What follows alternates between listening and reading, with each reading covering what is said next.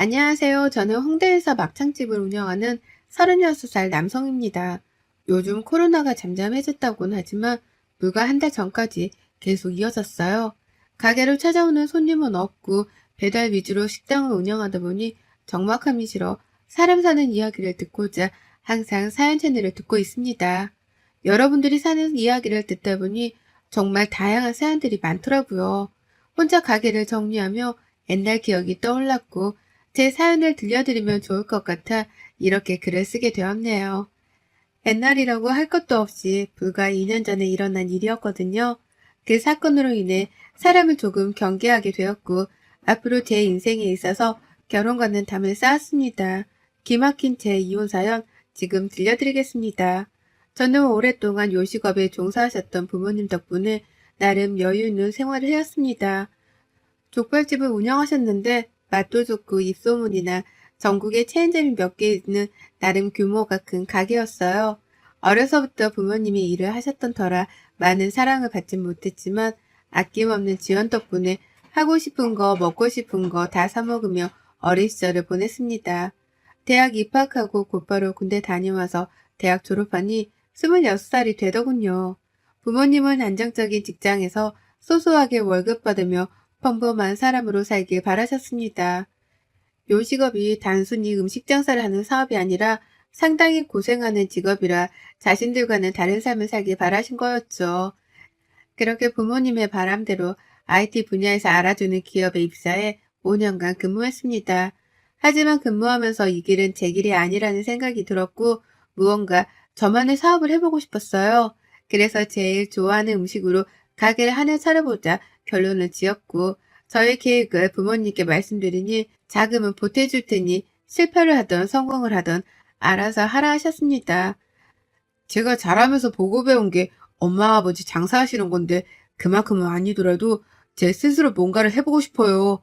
아직 나이도 젊고 더 늦기 전에 도전해보고 싶어요. 요식업이라는 게 결코 쉬운 게 아니다. 남들이 보기엔 그저 물건 떼다 팔며 손님 상대하는 그런 일로 보이겠지만 보이는 게 전부가 아니야. 하나하나 확인해야 할 것도 많고 때로는 가족보다 더 신경 써야 하는 경우도 있어. 네가 그걸 감당할 수 있겠니? 힘들지 않은 일이 어디 있나요? 하지만 제가 지금 회사 다니면서 매번 후회하는 것보다는 실패를 맛보더라도 도전해보고 싶어요. 망하던 잘 되던 일단 해볼게요. 장사를 시작할 돈은 있냐? 일단 월급 모아둔 돈도 얼추되고 대출받고 하면 괜찮을 것 같아요. 정말 아무것도 모르는 녀석이네. 대출, 그거 함부로 받는 거 아니다. 물론 불가피할 때도 있지만 최대한 피해하는 게 대출이야. 일단 이 애비가 3억 줄 테니 그걸로 시작해라. 적은 돈 아니다. 내가 피땀 흘려 번 돈이야. 이 돈으로 가게를 구하는 것부터 시작해서 어떻게 할 건지 잘 구상해봐. 잘 되든 안 되든 그건 오로지 네 몫이라는 거 잊지 말아라. 그래서 31살 되던 해 부모님의 응원에 힘입어 첫 장사를 시작하게 되었습니다. 유동인구가 많고 모기 좋은 곳을 골라 홍대에서 15평 정도 되는 작은 막창집을 오픈했어요.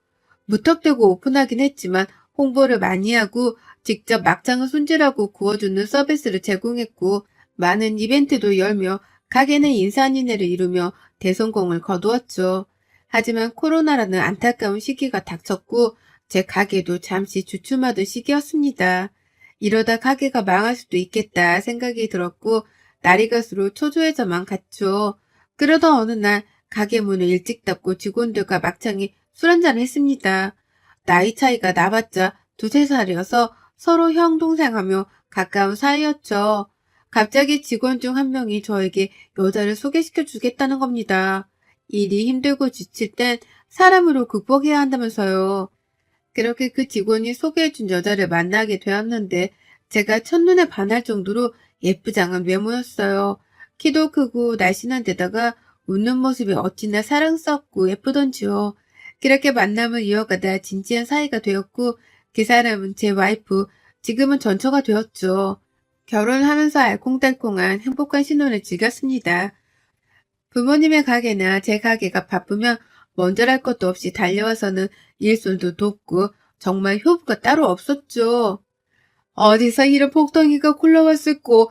잘 다니던 회사 때려치고 사업한다고 했을 때 불안했는데 마음 다잡고 이렇게 잘 사는 모습이 보기 좋구나. 어머님, 아버님, 앞으로도 가게 바쁘고 그러면 저 불러주세요. 어차피 집에서 하는 일도 없는걸요. 그 일도 바쁘고 늦게 들어와서 혼자 있는 시간이 너무 많아요. 차라리 이렇게 어머님, 아버님이랑 같이 일하면서 얘기하는 게 저는 훨씬 더 좋은걸요. 어머, 어쩜 말도 이렇게 예쁘게 할까? 그래, 우리 앞으로 더 잘 지내보자. 부모님도 싹싹한 성격의 전처를 좋아라 하셨고, 가게가 코로나로 사정이 좋지 않아 힘이 들면 언제나 밝은 미소로 저를 응원해주며 서로 돈독한 사이가 되어갔습니다. 그렇게 1년 정도의 시간이 흘러 저희에게 아기 천사가 찾아왔고, 전처는 건강한 딸을 출산했죠. 하루가 다르게 커가는 모습을 보며 힘들어도 아이를 생각하면 모든 것이 녹아내리더군요. 미소 하나에 온 세상을 다 얻은 것 같은 기분을 매일 느끼며 그렇게 딸바보가 되어버렸죠. 딸아이가 세돌이 지났을 무렵 여느 때처럼 저는 출근을 위해 대문을 나섰습니다. 옆집이 시끄러워 뭐하나 하고 보니 누군가 이사를 온 거였어요. 젊은 남자가 대뜸 저에게 오더니 잘 부탁드립니다. 오늘 이사 왔어요. 라며 인사를 건네는 겁니다. 요즘 사람들 같지 않게 싹싹하고 밝은 사람이 인사를 건네니 기분이 좋아지더라고요. 그렇게 오며 가며 인사를 하는 정도의 사이가 되었습니다. 6개월 정도가 흘렀고 코로나가 어느 정도 주춤하는 추세여서 가게가 한참 바빠지기 시작했어요. 여느 때처럼 출근하며 옆집 남자를 마주쳤는데 보면 볼수록 뭔가 익숙한 느낌이 드는 겁니다. 가끔 보는 사이인데도 왠지 모를 기분에 떨떠름했거든요.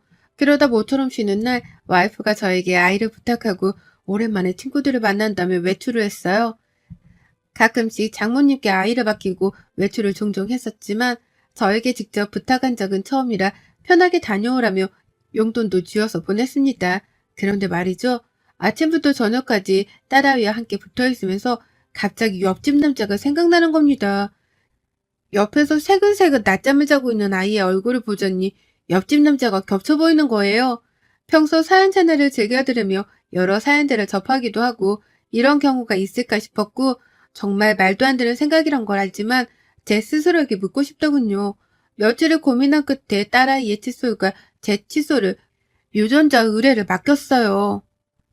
이 행동 자체가 상당히 위험한 행동이고 정말 말도 안 되는 것인 줄 알지만 찝찝한 느낌이 있었거든요. 딸아이가 제 친자가 아닐 수도 있다는 사실보다는 그 찝찝한 기분을 덜어내고 싶었어요. 며칠 후 저는 충격적인 결과를 듣게 되었습니다. 딸아이가 제 친자가 아니라는 결과였어요. 하지만 그 사실보다 그동안 아내가 저를 속였다는 것, 그리고 과연 이 아이의 친부는 누구일까 하는 것에 대한 생각이 더 컸습니다. 그도 그럴 것이 와이프가 최근에 이웃들과 잘 지내야 한다며 옆집 남자를 잘 챙기기도 했거든요. 그런 모습까지 겹쳐 뇌리에 무언가 얻어맞은 느낌이 들고 말았습니다. 말도 안 되는 결과에 망연자실한 저는 하루 가게 문을 닫기로 하고 와이프에게 물어보기로 했어요. 이렇게 된 이상 숨길 일이 아니고 확실하게 넘어가야 하는 부분이었죠. 아이를 재우고 거실로 나온 와이프를 불러 앉혔습니다. 심각한 제 표정을 보더니 무슨 일이 있냐며 걱정하는 표정으로 저를 쳐다보더군요. 차마 뺨을 때리지는 못하겠고 그렇다고 배신감에 눈물을 흘릴 수 없던 저는 덤덤하게 말을 했습니다. 당신 옆집 남자랑 꽤 친한가 봐? 갑자기 옆집 남자 이야기는 왜 나와? 내가 미친 생각을 했던가 싶어서 정말 많이 고민했거든. 우리 수아 말이야. 내 딸 아니더라고? 그게 갑자기 무슨 뚱딴지 같은 소리야. 수아가 우리 딸이 아니면 누구 딸인데 왜 갑자기 그런 말을 해? 우리 딸이 아니라 너랑 옆집 남자 딸이겠지. 물론 확실한 건 아니지만 이 서류를 보고도 네가 그렇게 말할 수 있나 한번 보자. 이래도 수아가 우리 아이야? 당신 나 몰래 유전자 검사했어? 내가 그렇게 못 믿어왔니? 그래, 이왕 이렇게 된 거 다 말할게. 옆집 사람? 사실 내 첫사랑이야. 자기랑 결혼하고 얼마 안 돼서 너무 치근덕대길래 몇 번 만난 게 전부야. 하룻밤에 실수가 있었고 서로 인생에 터치 안 하기로 했어. 내 아이 내가 낳아서 키운다고 말했고 지금 와서 이 사실을 말한다고 달라질 게 있을까? 이미 혼인신고했고 법적인 우리 아이인데? 너 어떻게 뻔뻔하게 말할 수 있어? 네가 그러고도 사람이야? 수아한테 미안하지도 않아? 어차피 얘라 모르잖아. 우리만 입 다물면 그만인 일이야. 당신도 수아 사랑하잖아. 이제 와서 친자가 아니라고 하니 있던 정도 떨어지니? 안 그래도 며칠 전에 정리했어. 다시는 안 만나. 그러니 당신도 생각 다시 해봐. 생각? 무슨 생각? 네가 네 입으로 생각이라는 단어를 말할 자격이 있어? 수아는 둘째치고 너랑은 더 이상 같이 못 살겠다. 네가 안 나가면 내가 나가? 그렇게 저는 짐을 챙겨 가게로 왔습니다. 가게도 쉴 수 있는 작은 공간을 마련해 둔 탓에 급하게 가게로 오게 되었죠. 앞으로 어떻게 해야 할지 정말 막막하더라고요. 잠도 오지 않고 휴대폰으로 이리저리 알아보기 시작했습니다. 우선 저는 아내와 그 남자가 만났다는 증거, 불륜을 저질렀다는 증거가 필요했고, 결정적인 증거로는 딸아이와 옆집 남자 유전자 검사 결과가 제일 확실했죠. 와이프가 아이를 어린이집에 보내고 집에 없는 틈을 타 뭐라도 얻을까 싶어 집으로 갔습니다. 제가 집을 나간 지 며칠이나 됐다고 그새 집이 조금 엉망이 되었더라고요. 안방부터 욕실까지 차근차근 살펴보았습니다. 아니나 다를까 제 물건이 아닌 것들이 몇 개 있더라고요. 직감적으로 옆집 남자의 것이라는 걸 알았습니다. 제가 없으니 대놓고 왕래를 했던 탓인지 평소에 제 것과는 다른 스타일의 속옷도 있더라고요. 옆집 남자의 것으로 추정되는 물건들을 가지고 유전자 검사를 의뢰했습니다. 아니나 다를까 제 예상이 맞았더라고요. 너 이제 빼도 박도 못해. 이젠 아주 집에 대놓고 들이더라? 그것도 온전한 내 집인데? 그놈이랑 뒹구니까 좋아? 수아보기 부끄럽지도 않던? 정말 이해가 안 간다. 긴 말 필요 없고 법원에서 보자. 너랑은 정말 끝이다. 저는 그 길로 이혼 소송을 진행하고 옆집 남자에 대한 상간남 소송을 진행하기로 했습니다. 미리 변호사를 선임해둔 덕에 일처리는 비교적 수월했습니다. 와이프는 저에게 연락을 해오더니 소송을 취하라며 협박 아닌 협박을 했습니다. 네가 이러고도 무사할 것 같아? 수아 보기에 창피하지도 않아? 안 미안해? 미안은 하지. 이런 상황을 만들어서. 그런데 적어도 나보다는 네가 더 미안해하는 게 맞지 않냐? 나한테 굳이 미안한 감정 없어도 되는데 얘 엄마라는 사람이 양심은 있어야지. 네가 나한테 창피라는 단어를 말할 자격이나 되니? 정말 웃기는 여자네. 내가 돈이 어딨다고 소송을 해. 위자료? 꿈도 꾸지 마. 지금 살고 있는 이 집은 나한테 넘겨야 할 거야. 나 순순히 못 물러나. 알겠어? 유책 배우자는 넌데 왜 내가 내 명의로 된 내 집을 너한테 줘야 해? 오히려 네가 나한테 위자료를 줘도 모자란데? 정신적 피해보상금까지 청구할까? 남자가 쪼잔하게 살면 안 되는 거야. 여자 인생을 그렇게 조져놓고 싶어? 어린아이를 생각해서라도 이러면 안 되는 거야, 너는. 너무나 당당하게 저에게 위자료를 요구하는 와이프가 어이가 없더라고요. 이 상황을 아직은 부모님께도 말하지 못했는데 더욱더 확고한 결심이 서더라고요. 혼인신고를 했던 제 자신이 원망스럽더군요. 물론 유책 사유는 와이프에게 있었고 증거들로 인해 재판은 저에게 유리하게 흘러갔습니다. 와이프는 재판 결과를 받아들일 수 없다며 제가 부른 위자료의 배를 부르며 항소를 하겠다고 난리치더라고요. 장인어른과 장모님은 뒷목을 잡으시며 와이프 아니 전철에 말리셨고 풍족한 환경이지 못했던 처가댁은 결국 항소를 포기했습니다. 나중에 따로 연락이 와서는 장인어른께서 되려 사과를 하시더라고요. 자네한테 내가 정말 면목이 없네. 하나밖에 없는 딸 자식, 그것도 자식이라고 어렵사리 키웠냐만 내가 자식을 잘못 키운 탓이야. 그동안 고생했던 거 내가 다 아니까 이제는 뒤도 돌아보지 말고 자네가 하고 싶은 거 하면서 살아가게. 정말 미안하네. 그러고 나서 옆집 남자에 대한 상간나 소송을 진행했는데 2천만 원의 보상금을 받게 되었고 얼굴이 팔리대로 팔린 그 남자와 와이프는 둘이 어디론가 도망쳐 버렸습니다. 불쌍한 딸아이만 처가댁에 덩그러니 남겨진 채 말이죠. 딸아이를 생각해서라도 미친 척하고 참고 살아보려 했는데 저도 사람인지라 도저히 그 짓은 못하겠더라고요. 이 글을 쓰는 와중에도 딸아이의 웃는 모습이 생각이 납니다. 그렇게 소란이 잦아들고 코로나도 어느 정도 풀리면서 가게는 다시 활력을 되찾았어요. 그동안의 서름을 무마라도 하려는 듯이 정말 미치듯이 손님이 몰려왔고 역대급의 매출을 기록했습니다. 덕분에 직원도 2명이나 더 뽑고 내년에는 인근에 2호점도 낼 계획이에요. 바쁘게 살다 보니 힘든 일은 저절로 잊혀지더라고요. 그래도 부녀지간이었던 딸아이와 그 순간들을 잊지 못합니다. 더 이상 저와 상관없는 사람들이지만 천류는 끊지 못한다 했던가요? 아무 잘못 없는 딸아이만 눈에 밟힙니다. 전처가 내연남과 도망간 이후로 시간이 제법 흘렀어요. 아이를 어찌할 수 없던 처가댁은 어렵사리 아이를 키우고 계셨습니다. 몸이 불편하셨던 장인어른 대신에 장모님이 식당에서 일을 시작하셨죠. 아무 잘못도 없는 아이와 장인어른 장모님이 고생하시니 그래도 사위였던 마지막 도리를 다 하기로 했습니다. 제 아이도 아니지만 왜 이렇게까지 하냐는 분들도 계실 텐데요. 아이 엄마도 버리고 도망간 마당에 일단 아이는 살려야 하지 않겠습니까? 장인 장모님께 생활하는데 보태 쓰시라고 5천만 원이라는 돈을 보내드렸습니다. 제가 지켜봐왔던 그분들은 절대 남에게 상처를 주거나 하는 분들이 아니셨기 때문이었죠. 얼마 뒤 돈 냄새를 맡았는지 전처가 처갓집을 찾아오더랍니다. 저와 아이한테 미안해서라도 이대로는 둘 수 없다며 전처를 경찰에 신고하셨더라고요. 아이를 마땅히 육아해야 하는 엄마라는 사람이 아이까지 버려가며 파렴치한 짓을 하고 살게 놔둘 수는 없다면서요. 그렇게 와이프는 아동학대 혐의로 2년의 집행유예 판결을 받았습니다. 그래도 모성애는 있었는지 호되게 당하고 나니 정신을 조금 차리는 모양이더라고요.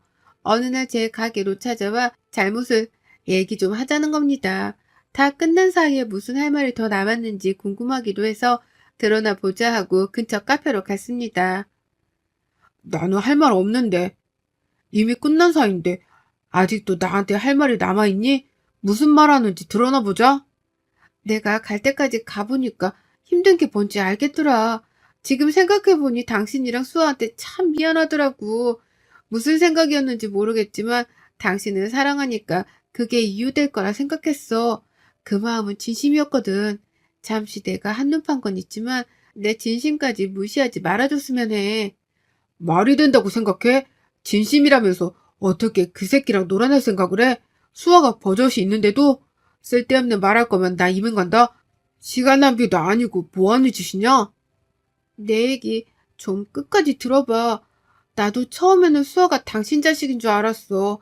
그 사람 아이일 줄은 몰랐단 말이야. 이미 결혼하면서 끝난 사이였는데 스토커처럼 날 따라붙은 거야. 자신이 친아빠인데 가까이서 아이를 보면서 살아야겠다면서 막무가내인데 내가 어떻게 제지할 수 있었겠어. 정말 구구절절한 사연을 늘어놓더라고요. 정신을 차리기는 개뿔 불쌍함을 무기로 내세우며 동정표라도 얻으려는 것밖에는 안 보였습니다. 혹시나 하고 기대했던 제가 병신이었습니다. 내가 다시 한번 말하는데 너 그런 헛소리 할 거면 나 찾아오지 마. 앞으로 연락하지도 말고 수아 생각해서라도 100번 1000번 참고 조금이라도 기대했던 내가 머저리다. 너 이런 여잔 줄 알았으면 애초에 시작도 안 하는 거였는데 진짜 너 그렇게 살지 마라. 네가 하는 그 말 핑계로밖에 안 들려. 그래서 결론은 전 남자랑 놀아나서 아이까지 버리고 도망갔다 온 거잖아. 넌 정말 인간 되기 글렀다. 어디 가서 수아 엄마라고도 하지 마라. 내가 다 창피하니까. 말을 그렇게까지 해야겠어? 당신도 수아 아빠인데 어떻게 하루아침에 이렇게 달라질 수가 있어? 그동안 수아랑 함께한 시간들은 아무것도 아니었니? 그래서 지금 이 판국에 다시 합치자고 하는 거야, 뭐야? 더러운 몸뚱이를 어디다 대고 들이밀어? 수아는 그렇다 치고 너는 도저히 갱생불가한 인간이야. 내가 장모님, 장인어른한테 죄송해서라도 너랑은 다시 합칠 일 없으니까 그런 줄 알아. 한 번만 더 찾아오면 경찰에 신고하든 할 테니까 어디 한번 해봐. 말이 안 통하네. 그러니까 네가 이 꼬라지인 거야. 막창이나 파는 주제. 가진 것도 쥐뿔도 없으면서 꼴에 자존심 세우기는 나니까 너랑 살아준 거야, 알아? 그렇게 전초와 헤어지고 저는 그 길로 접근 금지 통신 제한 신청을 해버렸습니다. 더 이상 상종할 가치가 없던 인간이었으니까요. 지금은 어디서 무얼 하는지 잘 살고 있는지는 모릅니다. 종종 장인어른이 보내오시는 아이의 사진을 보고 있으면 아이는 그저 해먹을 뿐이네요. 제 친자식은 아니지만 사랑스러웠던 그 순간들을 잊지 못할 겁니다. 살면서 제가 이런 일을 겪을 거라고는 상상도 못했습니다. 막상 겪고 보니 어떻게 이야기를 해드려야 할지 몰라 주절주절 길게 말만 늘어놓았네요. 남의 자식을 키운다는 건 결코 쉬운 일이 아니지만 저처럼 배신을 당할 경우는 정말 애매한 것 같습니다. 제 친자식인 줄 알았던 소중한 자식이 내 아이가 아니라는 사실을 알았을 때는 얼마나 절망적이었는지 모릅니다. 여러분도 저처럼 이런 경우가 있으신지 모르겠지만 잘 대처하세요. 그리고 꼭 조언드리고 싶은 건 결혼하고 나서 1, 2년 정도는 혼인신고를 하지 않으셨으면 합니다. 남녀가 서로 다른 환경에서 만나 자라온 탓에 살면서 분명 부딪히고 갈등을 겪게 되어 있어요.